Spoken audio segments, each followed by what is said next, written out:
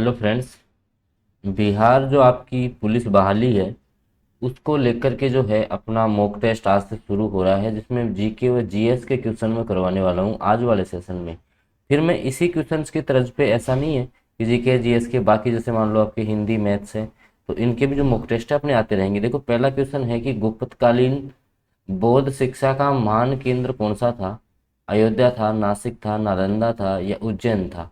तो गुप्तकालीन बौद्ध शिक्षा की जब बात करेंगे दोस्तों, तो नालंदा जो है वो महान केंद्र रहा है। ऑप्शन सी करेक्ट रहेगा। आपको लास्ट में चेक करना आप कितने क्वेश्चंस के आंसर सही दिए हैं आपने। अगले क्वेश्चन की बात कर लेते हैं, देखिएगा। साइमन कमीशन भारत में किस उद्देश्य से आया था? ऑप्शन ए है प्रशासनिक सुधार के विचार के लिए, शिक्षा में सुधार लाने के लिए, कृषि में सुधार हेतु या सैनिक क्षमता मूल्यांकन हेतु। तो देखिएगा, साइमन कमीशन जो भारत में आया था दोस्तों, इसका उद्देश्य था प्रशासनिक सुधार पर विचार करना। ऑप्शन ए जो है वो सटीक आंसर रहेगा इस क्वेश्चन का। अगले क्वेश्चन की बात कर लेते हैं दोस्तों। अगला जो आपका क्वेश्चन है उसमें आपको बताना है दोस्तों, क्वेश्चंस को आप अच्छे से रीड करें, उसके बाद आंसर देने की कोशिश करें। निम्नलिखित में से कौन भारतीय राष्ट्रीय कांग्रेस के कभी अध्यक्ष नहीं बने? जो आपकी एनआईसी है इसके अध्यक्ष इनमें से कौन नहीं रहे हैं, ये आपको बताना है। देखो, बद्रुद्दीन तैयब जी, बाल गंगाधर तिलक, गोपाल कृष्ण गोखले या सुभाष चंद्र बोस। तो सुभाष चंद्र बोस ने हरिपुरा अधिवेशन में, आपको पता है कि भाई 1938 में हरिपुरा जो अधिवेशन था उसमें कांग्रेस की अध्यक्षता की थी। गोपाल कृष्ण गोखले भी थे, बद्रुद्दीन तैयब जी भी थे। बाल गंगाधर तिलक जो हैं वो कभी भी आपके एनआईसी के अध्यक्ष नहीं बने थे। तो ऑप्शन जो बी है दोस्तों वो इस क्वेश्चन का सटीक आंसर रहेगा। अगले क्वेश्चन की बात कर लेता हूं मैं। अगला जो आपका क्वेश्चन है उसमें आपको बताना है दोस्तों, रैयतवाड़ी प्रथा किसने प्रारंभ की थी? आपकी जो रैयतवाड़ी प्रथा है दोस्तों वो किसने प्रारंभ की थी? और ये आपकी मद्रास से शुरू हुई थी दोस्तों, ये भी आपको पता होना चाहिए। तो कहाँ से शुरू, किसने शुरू की? थॉमस मुनरो के द्वारा शुरू की गई, कॉर्नवालिस डलहौजी या आपका मोर्टिन बर्ड? तो इस क्वेश्चन का जो सटीक आंसर है दोस्तों वो आपका हो जाएगा थॉमस मुनरो। ऑप्शन जो आपका ए है वो सटीक आंसर रहने वाला है इस क्वेश्चन का, कि रैयतवाड़ी प्रथा सॉरी रैयतवाड़ी प्रथा किसने प्रारंभ की थी? ऑप्शन ए जो है वो करेक्ट आंसर रहेगा। अगले क्वेश्चन की बात करते हैं, देखिएगा। शेरशाह की महानता का घोतक क्या है? भाई शेरशाह सूरी जो था इसकी महानता का जो है घोतक क्या है? तो ये आपको बताना है। तो इसका जो करेक्ट आंसर रहेगा वो रहेगा दोस्तों प्रशासनिक सुधार। ऑप्शन सी जो है वो सटीक आंसर रहेगा इस क्वेश्चन का। शेरशाह की महानता का जो घोतक है दोस्तों वो आपका रहेगा प्रशासनिक सुधार, याद रखना है आपको। अगले क्वेश्चन की बात कर लेता हूँ दोस्तों। अगला क्वेश्चन है, टोडरमल ने किस क्षेत्र में ख्याति अर्जित की थी? तो ऑप्शन जो है भू राजस्व, क्योंकि टोडरमल को है जो दोस्तों भू राजस्व के लिए जाना जाता है, तो ऑप्शन जो बी है वो सटीक आंसर रहेगा आपका इस क्वेश्चन का। चलते हैं अगले क्वेश्चन पे, देखिएगा। अगला जो आपका क्वेश्चन है, भक्ति आंदोलन प्रारंभ किसने किया था? बताइएगा, जो भक्ति आंदोलन है वो किसके द्वारा शुरू किया गया था? अलवार संत, सूरदास, सूफी संत या तुलसीदास? देखो, भक्ति आंदोलन जो है आपके अलवार संतों के द्वारा शुरू किया गया था। तो ऑप्शन जो ए है वो सटीक आंसर रहेगा आपका, कि भक्ति आंदोलन जो है वो आपके अलवार संतों के द्वारा प्रारंभ किया गया था। अगले क्वेश्चन की बात कर लेते हैं दोस्तों। अगला क्वेश्चन आपको बताना है कि तराइन का जो दूसरा युद्ध हुआ था दोस्तों, आपका पृथ्वीराज तृतीय, तराइन का युद्ध किस किस के बीच में हुआ था दोस्तों आपका? तो पृथ्वीराज आपका थर्ड और आपका जो है मोहम्मद गोरी के बीच में ये युद्ध हुआ था। मोहम्मद गोरी, इनके बीच में युद्ध हुआ था। तो ये जो युद्ध है दोस्तों, पहला युद्ध होता है तराइन का, प्रथम युद्ध हुआ था 1991 में, फर्स्ट हुआ था। सेकंड आपका होता है 1992 में। तो 1992 है दोस्तों वो इस क्वेश्चन का जो है सटीक आंसर रहेगा। अगले क्वेश्चन की मैं बात कर लेता हूँ दोस्तों। अगले क्वेश्चन पे चलते हैं अपन। अगला जो आपका क्वेश्चन है, चंद्रगुप्त द्वितीय के काल में विद्या, कला और साहित्य का महान केंद्र कौन सा था?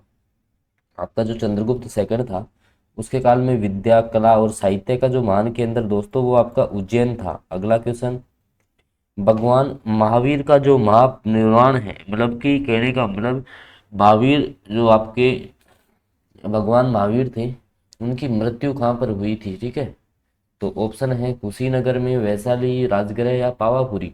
तो पावापुरी में दोस्तों आपके भगवान महावीर की मृत्यु हुई थी। ऑप्शन जो डी है वो सटीक आंसर रहने वाला है इस क्वेश्चन का। अगले क्वेश्चन की बात कर लेते हैं दोस्तों।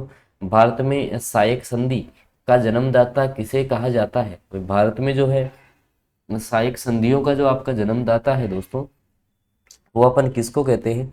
इसका आंसर जो है आपको देना है कि जो सहायक संधियां हैं, भारत में सहायक संधियां हुई हैं, तो वो उनका जो है जन्मदाता अपन किसको बोलेंगे, ये आपको बताना है। तो आपका जो है लॉर्ड वेलेजली जो है दोस्तों, लॉर्ड जो आपका डुप्ले है, डुप्ले, इसको सहायक संधि का जनक कहा जाता है, डुप्ले को याद रखना है आपको। ऑप्शन ए जो है वो सटीक आंसर रहेगा इस क्वेश्चन का। अगले क्वेश्चन की बात करता हूँ दोस्तों। पंजाब में सिख राज्य के संस्थापक कौन थे? पंजाब में जो आपका सिख राज्य है उसके संस्थापक कौन थे? बहादुर, गुरु गोविंद सिंह, बंदा बहादुर या रणजीत सिंह? तो इसके संस्थापक थे दोस्तों आपके रणजीत सिंह। ऑप्शन जो डी है वो सटीक आंसर रहेगा। फिर मैं आपको बता दूं, आपकी जो है एग्जाम तक आपकी एग्जाम डेट जो है आ चुकी है, आप सबको पता है कि आपका सितंबर माह में एग्जाम है। 24 सितंबर को एग्जाम आपका होने वाला है दोस्तों, बिहार पुलिस का। तो आपको जो है एक सीट पक्की करनी है, क्योंकि 21,391 बहुत बड़ी भर्ती है। आप इसमें अपनी सीट जो है यहाँ से डेली बेसिस पे मॉक टेस्ट देके जो है आप एक सीट अपनी पक्की कर सकते हैं। तो आप डेली क्लास में जरूर जुड़ जाएं। अगला क्वेश्चन है कि सिंध विजय का जो श्रेय है वो किसको दिया जाता है? मैकाले, ब्रंस, आउट्रम या चार्ल्स नेपियर? तो दोस्तों आपकी जो सिंध विजय है इसका जो श्रेय है वो आपके चार्ल्स नेपियर को जाता है। ऑप्शन जो डी है वो सटीक आंसर रहेगा इस क्वेश्चन का। अगले क्वेश्चन की बात करते हैं। देखिएगा अगला जो आपका क्वेश्चन है, स्वामी विवेकानंद का जो मूल नाम था वो क्या था? स्वामी विवेकानंद का मूल नाम जो है वो आपसे पूछा गया है कि भाई स्वामी जो विवेकानंद थे आपके, इनका मूल नाम क्या था? ऑप्शन ए है नरेंद्र दत्त, बटुकेश्वर दत्त, कृष्णदत्त या सुरेंद्र दत्त? तो स्वामी जो विवेकानंद है इनका जो मूल नाम था दोस्तों वो था आपका नरेंद्र दत्त। ऑप्शन ए जो है वो सटीक रहेगा इस क्वेश्चन का। और लास्ट में आप जो है, क्योंकि अपन ने क्वेश्चन नंबर 26 से स्टार्ट किया है, आपको जो है लास्ट में कमेंट करना है कि कितने क्वेश्चन जो है दोस्तों आपके सही होते हैं। अगला, आर्य समाज किसके विरुद्ध था? ईश्वर में अस्तित्व नहीं था, मूर्ति पूजा में नहीं था, हिंदुत्व में नहीं था या इस्लाम में नहीं था? तो दोस्तों आपका जो आर्य जो समाज था वो मूर्ति पूजा में विश्वास नहीं रखता था दोस्तों। मूर्ति पूजा में आर्य समाज को विश्वास नहीं था। तो ऑप्शन जो बी है वो सटीक आंसर रहेगा। काफ़ी अच्छा क्वेश्चन है। आर्य जो आपकी संस्कृति है, वैदिक जो संस्कृति है, उसमें एक क्वेश्चन बहुत बखूबी जो है आपके लिए बनता है और एग्जाम में भी आ सकता है। गंगा और ब्रह्मपुत्र की संयुक्त जलधारा किस नाम से नहीं जानी जाती है? पद्मा, जमुना, मेघना या सांगपो? तो देखो सांगपो जो है कौन सी नदी को कहते हैं, आप कमेंट करके बताना, और कहाँ पर कहते हैं ये भी आप बताना। अगला क्वेश्चन है, जमशेदपुर किस नदी के किनारे है? भाई ये तो बहुत अच्छा क्वेश्चन है और लगभग रेलवे का भी ये फेवरेट क्वेश्चन है। और आपके जो है बीपीएससी जो भी एग्जाम करवाता है, या आपका जो भी जैसे मान लो सीएसबीसी जो एग्जाम करवाएगा, उसका फेवरेट क्वेश्चन है जमशेदपुर। तो ये स्वर्ण रेखा नदी के तट पर स्थित है आपका जमशेदपुर। याद रखना है कि आपका जो है जमशेदपुर जो है, जमशेदपुर, ये आपका स्वर्ण रेखा नदी के किनारे है। आपको याद रखना है इस क्वेश्चन को। तो ऑप्शन जो बी है दोस्तों वो सटीक आंसर रहेगा इस क्वेश्चन का। अगले क्वेश्चन की बात कर लेते हैं। अलमाटी डैम किस नदी पर है? अच्छा क्वेश्चन है, काफ़ी इंपॉर्टेंट क्वेश्चन है। और दोस्तों उन्हीं क्वेश्चंस का जो है संकलन इस मॉक में आपको मिलेगा जो आपकी एग्जाम की दृष्टि से इम्पोर्टेंट है। तो देखिएगा अलमाटी बांध, तो अलमाटी बांध जो है दोस्तों कृष्णा नदी के किनारे आपका हो जाएगा अलमाटी डैम। अलमाटी बांध दोस्तों आपका कृष्णा नदी के किनारे हो जाएगा। या ऐसे आप जो है इसी को याद रख सकते हो कि माटी किसने खाई? कृष्ण ने खाई। माटी किसने खाई? कृष्ण ने खाई। तो कृष्णा नदी के किनारे आपका अलमाटी डैम हो जाएगा। ऐसे आप इसको याद रख सकते हैं। अगला क्वेश्चन, विश्व प्रसिद्ध खारे पानी की झील सांबर किस राज्य में है? आपको बताना है कि भाई विश्व प्रसिद्ध जो खारे पानी की झील है सांबर झील, तो ये दोस्तों आपकी जो है राजस्थान का नागौर, 3 जिलों की सीमा पर स्थित है। तो ये राजस्थान में स्थित हो जाएगी। राज्य का नाम आपसे पूछा गया है कि विश्व प्रसिद्ध जो खारे पानी की सांबर झील है वो कौन से राज्य में है? तो ये आपकी हो जाएगी राजस्थान में। आपको याद रखना है। अगले क्वेश्चन की बात कर लेता हूँ। अगला जो आपका क्वेश्चन है दोस्तों, भारत का सबसे ऊंचा जलप्रपात कौन सा है? कपिलधारा जलप्रपात, धुआंधार जलप्रपात, जोग जलप्रपात या सहस्त्र धारा जलप्रपात। दोस्तों भारत का सबसे जो ऊंचा जलप्रपात है दोस्तों वो है जोग या गरसप्पा। जोग या गरसप्पा भी इसको बोलते हैं दोस्तों, जोग या गरसप्पा भी नाम इसका मिलेगा दोस्तों, आपको याद रखना है। बहुत अच्छा क्वेश्चन, अच्छे अच्छे क्वेश्चंस का जो है समावेश है इस वीडियो में, और आपके लिए जो है मुख्य रूप से क्वेश्चंस तैयार किए गए हैं ताकि 21,391 जो बहाली है उसमें से आपको जो है एक सीट आपको पक्की करना है, एक सीट जो है आपको पक्की करना है। और अगर सीट पक्की करना है तो दोस्तों डेली बेसिस पे आपको मॉक टेस्ट तो देने होंगे ही। देखिएगा, भाखड़ा नांगल परियोजना किस नदी पर निर्मित है? आपकी जो भाखड़ा जो नांगल परियोजना है दोस्तों वो कौन सी नदी पर बनाई गई है? रावी, व्यास, झेलम या सतलज? तो भाखड़ा नांगल जो परियोजना है दोस्तों वो आपकी सतलज नदी पर हो जाएगी। ऑप्शन डी जो है वो करेक्ट हो जाएगा कि भाखड़ा नांगल जो परियोजना है दोस्तों ये आपकी सतलज नदी पर रहने वाली है। अगले क्वेश्चन की बात कर लेता हूं दोस्तों। अगला जो आपका क्वेश्चन है कि रेगुड़ नाम है, रेगुड़ किसको बोला जाता है? कौन सी मिट्टी को रेगुड़ मिट्टी भी कहते हैं? यही क्वेश्चन है आपका। मिट्टी का उपनाम है रेगुड़, लाल का है, काली का है, खछारी है, लेटेराइट मिट्टी है। दोस्तों आपकी जो काली मिट्टी होती है इसको रेगुड़ मिट्टी भी कहा जाता है। और ध्यान रखना, काली मिट्टी जो है कपास के उत्पादन के लिए सबसे प्रमुख मिट्टी मानी जाती है। आपकी जो काली मिट्टी है दोस्तों वो कपास उत्पादन के लिए जो है एक प्रमुख है और मतलब कि जो है लाभदायक मिट्टी जो है वो मानी जाती है काली मिट्टी, जिसको रेगुड़ मिट्टी के नाम से भी जाना जाता है। अगले क्वेश्चन की बात कर लेते हैं। आपको बताना है NH1 राष्ट्रीय राजमार्ग संख्या 1 किसके बीच में है? दिल्ली कोलकाता, दिल्ली मुंबई, दिल्ली अमृतसर या आगरा कोलकाता? तो आपको पता है दिल्ली और अमृतसर के बीच में है दोस्तों। NH1 जो है ना वो आपका दिल्ली और अमृतसर के बीच में हो जाएगा ना, याद रखना है आपको। अगले क्वेश्चन की बात कर लेते हैं दोस्तों। अगला क्वेश्चन है पृथ्वी की जुड़वा बहन कही जाने वाली ग्रह का नाम क्या है? ऐसा कौन सा ग्रह है जिसको पृथ्वी की जुड़वा बहन भी कहा जाता है? दोस्तों बुध, शुक्र, मंगल या यूरेनस? तो देखिएगा आपका जो शुक्र ग्रह है दोस्तों, आपका जो शुक्र ग्रह है दोस्तों इसको जो है पृथ्वी की जुड़वा बहन कहा जाता है। तो ऑप्शन बी है वो सटीक आंसर रहेगा इस क्वेश्चन का कि पृथ्वी की जो जुड़वा बहन है दोस्तों वो आपके शुक्र ग्रह को कहा जाता है। तो ऑप्शन जो बी है वो सटीक आंसर रहेगा इस क्वेश्चन का। अगले क्वेश्चन की बात कर लेता हूं दोस्तों। अगला क्वेश्चन है किस देश का प्राचीन नाम फारमोसा है? तो दोस्तों ईरान, इराक, ताइवान या म्यांमार? तो ताइवान का जो प्राचीन नाम था दोस्तों, आपका जो ताइवान है इसका प्राचीन नाम था फारमोसा। ताइवान का प्राचीन नाम दोस्तों क्या हो जाएगा आपका? तो फारमोसा हो जाएगा, याद रखना है आपको।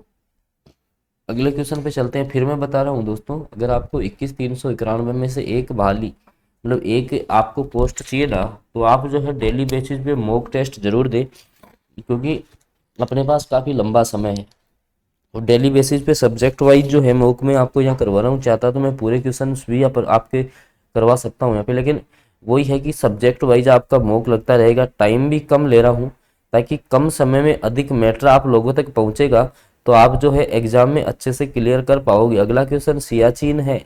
सियाचिन कहाँ है? भारत पाक के बीच हिम नदी है, मरुस्थल है, चीन भारत के बीच का सीमांत क्षेत्र है? तो देखिएगा अब आपको पता है कि सियाचिन में बर्फ तो है, बर्फ मतलब कि हिम तो है, तो ये हिम नदी तो होगी। और किस किस के बीच में है दोस्तों? तो भारत और पाक के बीच में है। तो ऑप्शन जो ए है वो सटीक आंसर रहेगा आपका। ऑप्शन जो ए है वो सटीक आंसर रहने वाला है कि सियाचिन जो है वो भारत और पाकिस्तान के बीच हिम नदी का काम करता है। ऑप्शन ए करेक्ट हो जाएगा इस क्वेश्चन का। अगला क्वेश्चन है दोस्तों पाकिस्तान से लगी भारतीय सीमाएं। पाकिस्तान से लगने वाले कौन कौन से भारतीय राज्यों की सीमाएं लगती हैं दोस्तों? देखिएगा गुजरात, हिमाचल प्रदेश, हरियाणा, जम्मू कश्मीर। गुजरात, जम्मू कश्मीर, पंजाब, राजस्थान। जम्मू कश्मीर, हरियाणा, पंजाब, राजस्थान या जम्मू कश्मीर। देखो हिमाचल आ गया तो ये तो ऐसे कैंसिल हो गया। अब बात कर रहे हैं जम्मू कश्मीर की भी लगती है तो आपके पंजाब की भी लगती है। अब गुजरात और हरियाणा में से आपको देखना है तो गुजरात की सीमा दोस्तों पाकिस्तान से लगती है, तो गुजरात, जम्मू कश्मीर, पंजाब और राजस्थान हो जाएगा। ऑप्शन बी जो है करेक्ट आंसर रहेगा। इस प्रकार जो है कुछ क्वेश्चंस के आंसर जो है दोस्तों वो आपको ऑप्शन एलिमिनेशन से भी देने को मिलेंगे, क्योंकि ऑप्शन जो एलिमिनेशन है ये भी एक तरीका है कि सटीक आंसर तक अपन कैसे पहुंचे। तो हर प्रकार से क्वेश्चंस को आपको रीड करना है, उसके बाद में जो है उसका आंसर देना है, ताकि आप जो है प्रॉपर जो है उसके आंसर तक पहुंच सको। अगला क्वेश्चन, भारत में मानव निर्मित सुरंग आपको बताना है। तो नर्मदा से ताप्ती नदी के बीच में जो सुरंग है दोस्तों, ये आपकी मानव निर्मित प्रथम सुरंग हो जाएगी। अगला क्वेश्चन देखिएगा कि आपकी जो विश्व की जनसंख्या है उसका कितना परसेंट भारत में है। कहने का मतलब भारत की जो जनसंख्या है दोस्तों, भारत की जो आपकी जनसंख्या है वो विश्व की जनसंख्या का कितना प्रतिशत स्थान जो है वो रखती है। तो 17.5% दोस्तों आपको याद रखना है कि कुल विश्व की जनसंख्या का 17.5% दोस्तों भारत में निवास करता है। और फिर मैं बता दूं, पुलिस लेवल का पेपर आपका बनेगा, तो ज़्यादा डीप आपको पढ़ने की आवश्यकता नहीं है। क्वेश्चंस के लेवल के हिसाब से पढ़ोगे तो आप बेस्ट रहेगा आपके लिए। क्वेश्चंस का लेवल देखो, उसके बाद में उसके अनुसार जो है आप तैयारी करोगे तो वो कहीं ना कहीं सटीक परिणाम देगा, बजाय कि आप जो है एक्स्ट्रा मेहनत करोगे उसके। देखो पोर्ट ब्लेयर कहाँ है, अब अंडमान निकोबार की राजधानी है, लेकिन कुछ कहाँ है, उत्तरी अंडमान, मध्य या छोटे अंडमान में। तो दोस्तों जो आपका पोर्ट ब्लेयर है ये दक्षिणी अंडमान में पड़ता है दोस्तों। भाई पोर्ट ब्लेयर आपको पता है कि अंडमान निकोबार की राजधानी है, लेकिन दोस्तों ये आपके जो है दक्षिणी अंडमान का हिस्सा है, याद रखना है आपको। ऑप्शन जो बी है दोस्तों वो सटीक आंसर रहेगा इस क्वेश्चन का। तो काफ़ी अच्छे अच्छे क्वेश्चंस का समावेश मैंने इस मॉक में किया है, ताकि आप जो है अच्छे से कवर कर पाओ। अगला क्वेश्चन है दोस्तों, राज्य में जो आपका मंत्री परिषद है, राज्य का जो मंत्री परिषद है वो किसके प्रति उत्तरदायी होता है। राज्य का जो मंत्री परिषद है वो किसके प्रति उत्तरदायी होगा आपका। राज्य विधानमंडल के सदन के प्रति, संसद के प्रति, राज्यपाल के प्रति या विधानसभा। तो राज्य में जो मंत्री परिषद, राज्य में मंत्री परिषद तो आपकी विधानसभा, विधानसभा के प्रति उत्तरदायी होगा। अगला, इस राज्य ने राष्ट्रपति शासन को पहली बार लागू किया। केरल राज्य दोस्तों या ब्रिटिश संसद। अच्छा ब्रिटिश संसद भी ऑप्शन में है, तो ब्रिटिश संसद आपको करना है, ठीक है। अगला क्वेश्चन, नीति निर्देशक तत्व क्या है बताइएगा। ये एक प्रकार के मौलिक अधिकार हैं दोस्तों, जो कि आपके कहाँ से लिए गए हैं ये भी आपसे पूछा जा सकता है। तो दोस्तों ये आपके आयरलैंड के संविधान से लिए गए हैं, ये भी आपको पता होना चाहिए कि राज्य के जो नीति निर्देशक तत्व है दोस्तों ये आपके कहाँ से लिए गए हैं। तो ये आपके आयरलैंड के सिद्धांत से, आयरलैंड के संविधान से लिए गए हैं। अगला क्वेश्चन, भारतीय संविधान में अनुच्छेद 25 का संबंध किससे आएगा। दोस्तों धर्म की जो स्वतंत्रता है, धर्म की स्वतंत्रता, ये अनुच्छेद आपके 25 में है। तो आर्टिकल 25 का 25 का क्वेश्चन आपसे आ जाए कि आर्टिकल जो आपका 25 है उसमें क्या मेंशन किया गया है। तो धर्म की स्वतंत्रता। फिर बोल रहा हूँ दोस्तों, क्वेश्चन जो है एक से एक धमाकेदार में क्वेश्चन आपके लिए लेके आ रहा हूँ। तो आप चैनल पे नए हैं तो सब्सक्राइब आप जरूर कर ले। संविधान को अंगीकृत और अधिनियमित किया गया, किसके द्वारा किया गया, भारत के लोगों के द्वारा। किसके द्वारा, भारत के लोगों के द्वारा। याद रखना है आपको इस संविधान को जो है, संविधान को किसके द्वारा अंगीकार किया गया। तो याद रखना है भारत के लोगों के द्वारा, नहीं भारतीय संविधान सभा आएगी, नहीं आपका भारतीय संसद आएगा, नहीं ब्रिटिश संसद आएगी, ठीक है। भारत के लोगों के द्वारा जो है इसको आपके अंगीकार किया गया था।